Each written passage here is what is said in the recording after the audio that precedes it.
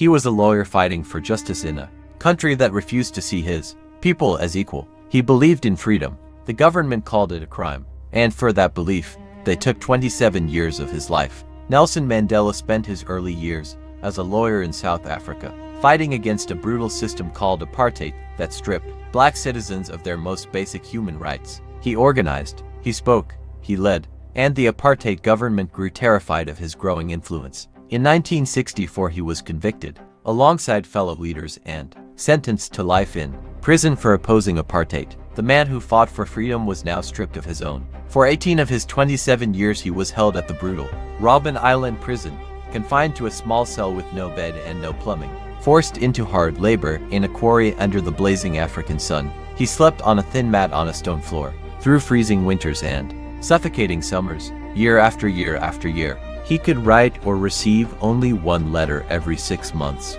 He was allowed just 30 minutes with a visitor once a year. For nearly 3 decades, the world's most famous prisoner sat in near total isolation.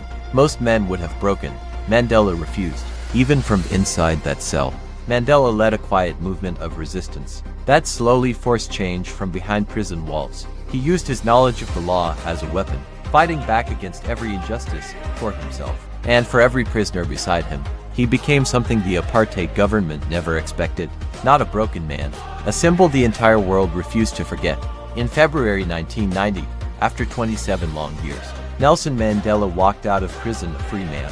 In 1993 he and President de Klerk were jointly awarded the Nobel Peace Prize, and in 1994, Nelson Mandela became the first democratically elected president of South Africa. They locked him away for 27 years hoping to silence him forever. Instead, he walked out and became president of the very nation that once called him a criminal. Follow the story Whisper for more true stories every week.